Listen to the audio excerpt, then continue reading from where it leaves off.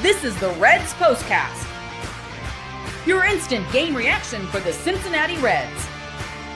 Part of the Locked On Podcast Network, your team every day.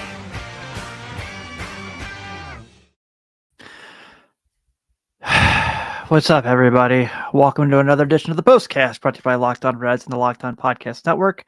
I'm Tim Daniel. I unfortunately am a lifelong Reds fan, and I've been covering this team, unfortunately, for 5 years at former publications such as Late Night Reds and The Riverfront. And I want to thank you all, if you're still here, for joining me today as we discuss the Reds dropping the ball in yet another series against the Washington Nationals.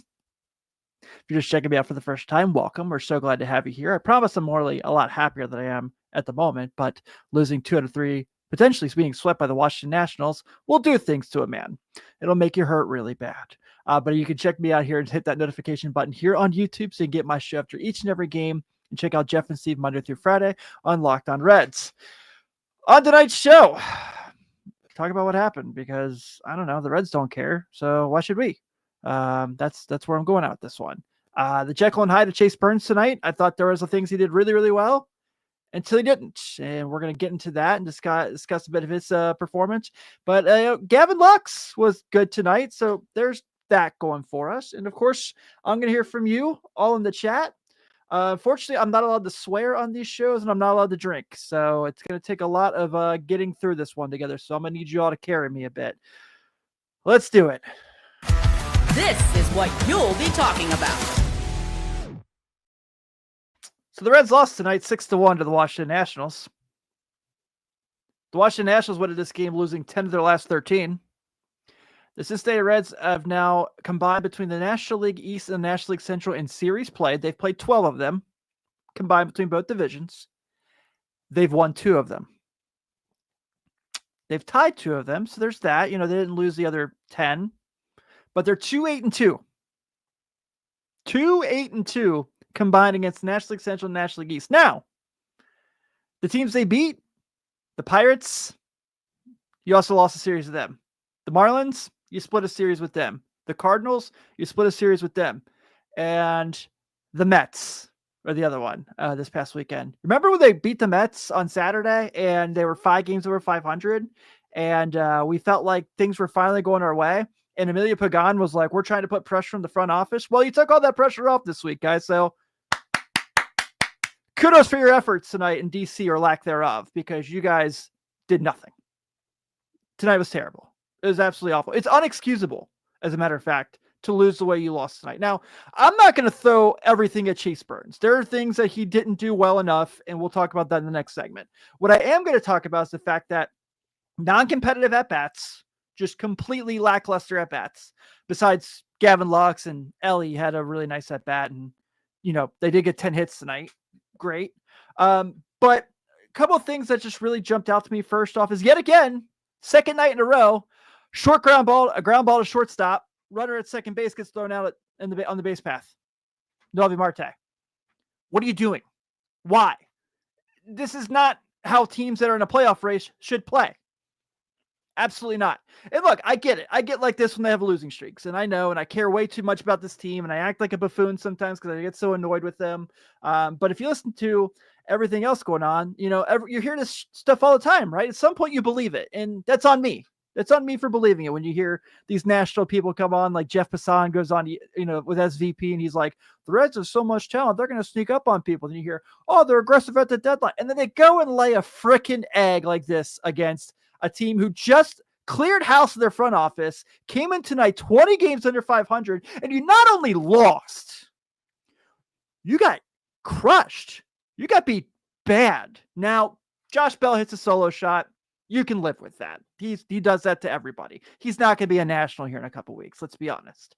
You're like, okay, whatever. That happens. It's from there. It's just like in like, you know, I'm trying to keep the Chase Burns stuff for the next segment, but it keeps something to come out. But it's, you know, Jacob Young, you're basically just feeding him a ball down the middle of the runner on 3rd and 2 outs. You're like, what are you doing there?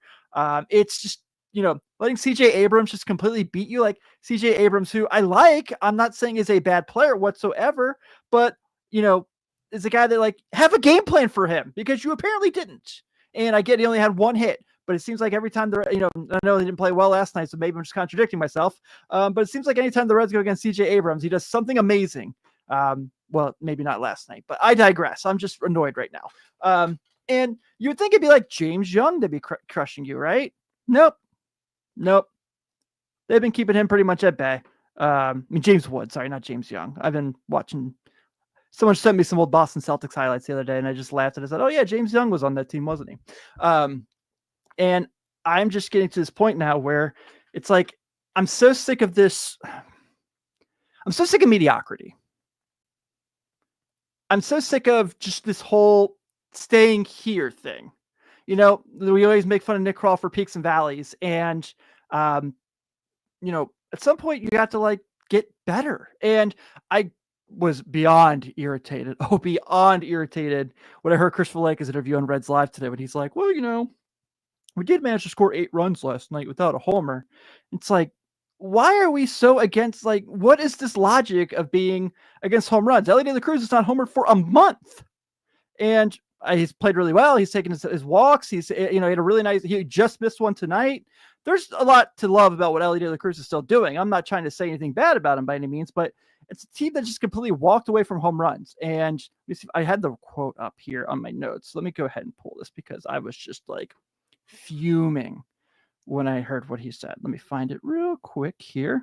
Also, Taylor Rogers, he said, I believe in traditional, whatever you want to call it. There's always a place for situational hitting. There's always a place for butting. If you play to the scoreboard, the game takes care of itself. I believe hitting home runs helps you win more games. Yes, Chris, that's from Reds Daily. But Chris Valleca praised the team for scoring 8 runs last night without needing a homer. The Reds are 40-22 in games this season when they hit a home run, and 25-5 when hitting 2 or more. Shout out Reds Daily 4 for those stats right there. I just copied that from him. So your team's really good when you hit homers, buddy. Maybe lean into that a little more. I agree. There's always times for situational hitting, and you shouldn't strictly rely on home runs. But your team's pretty good when you hit them. So, go back to doing that, maybe. I don't know. I'm so annoyed because we're going to say the thing. Teams you should beat. The Miami Marlins. You should beat.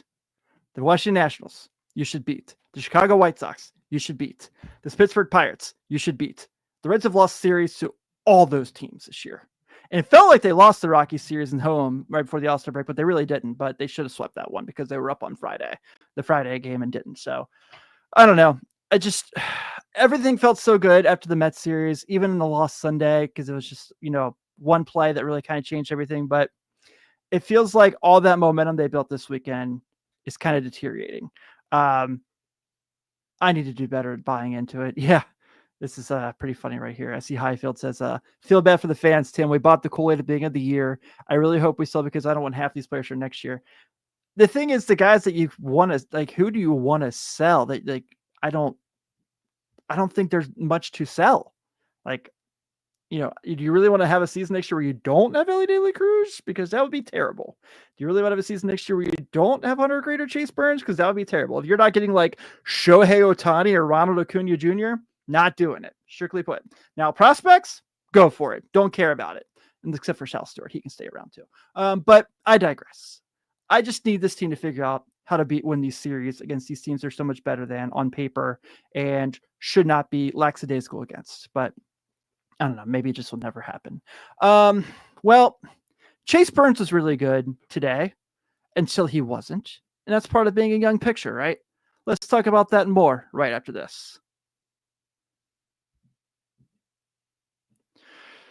Summer sports are in full swing, and whether you're all about baseball under the lights, unlike the Reds, golf on the green, maybe the Reds are looking forward to playing golf, or high-stakes soccer action, I have no Reds comparison there, FanDuel is the best way to make every game even more exciting. You're already following the action, unfortunately, if you bet on the Reds. Why not make it a little more thrilling with FanDuel? You can get in on the game while your friends are getting sunburned at the beach.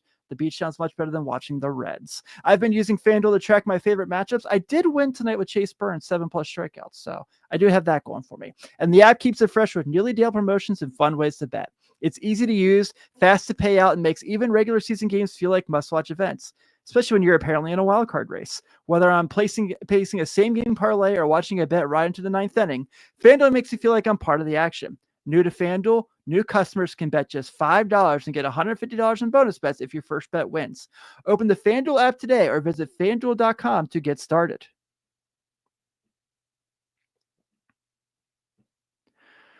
Want to shout out my everydayers here on the postcast, who I can promise they can attest to this. Normally, I'm in a better mood than I am tonight when I do these shows, right? You guys can back me on this for the first timers here. If you're just checking me out for the first time, though, thank you so much. I'm so happy to have you, even on the worst nights. Please be sure to hit that notification button so you can not only get my show after each and every Reds game, but get Jeff and Steve Monday through Friday on Locked On Reds. And if you can't follow us here on YouTube, please be sure to subscribe to us in your podcast app of choice. We are literally on all of them. Let's talk about the turning point of tonight's game, shall we? Time to reveal where the game was won or lost. It's the turning point. Noelvi Marte being thrown out at third base on a ground ball to shortstop when he was on second. You know, I was thinking too in my head when he got that hit. It's like, man, he looks like a big leaguer finally. Like, he looks really comfortable in the box. His swing's looking really good. I was feeling really good about Noelvi Marte. I still am, but that was terrible. That was an absolutely unexcusable out. So Chase Burns, right? This is a 22-year-old situation, right? Where he's a young pitcher who flies through the minor league system. And before anyone comes in here and says it, no, do not suggest sending Chase Burns down. That is not where we're at here. And that's not what I'm saying here. But I will start this with the positive side of things. A lot to really like about tonight. Strikeouts were tremendous. He had 10 of them tonight. Kept his walks down. 2 walks. Really, I thought pitched really well. Trusted his defense for a long time. And you expect these from young guys, right? Like Hunter Green went through very similar things as he was coming up to the system. I mean, basically anyone not named Paul Skeens or Steven Strasburg goes through this stuff in their first year. So you can't get too mad at them. There are some things that did disappoint me, like on that last play when Jake Fraley has the throwing error. Why is he not backing up home plate there and letting that ball get by Tyler Stevenson and another run comes in? Don't love that, but hard for me to just sit here and just beat the kid up over it. You can see the talent. You can see what he's going to bring to this team. You can certainly see where he's going to get better as he learns more and more. He does give up some pitches that you don't want to see, but again, I'm not coming in here to talk bad about Chase Burns. I think that I was disappointed with the play behind the plate, but really other than that, don't have too many bad things to say about him. I don't think that 5 earned runs tells the story of how he pitched tonight. I think that he probably gave up some hits he didn't want to give up. Obviously, some pitches he probably thought he could locate a little better. Young pitchers, man, it's hard. I mean, I can't say anything sitting in my basement about a kid who can throw 99 and sometimes gets hit. I mean, like I said, like, it's growing pains, and I love he's here. I love how he pitches. I think that he's going to lead to, if this team ever does figure out a way to get over the hump and be good consistently and building a core, I think he's probably going to be the ace. I mean, him, Abbott, Hunter, if they could find a way to sneak in, which I don't see, it's certainly fading in possibility because they're now they're 9 out of the division. So and they're 3.5 out of the wild card, but they got to jump to get that last spot there. They got to jump San Francisco, St. Louis, and San Diego. And so, we'll see what the trade deadline looks like. If they are watching what they're seeing right now and think they shouldn't improve the team, then I don't know what to tell anybody. But yeah, it's hard for me to be mad at Chase Burns tonight. Obviously would have loved to have seen him go out there and, get his first big league win. But really happy with everything else. And the bullpen, did okay.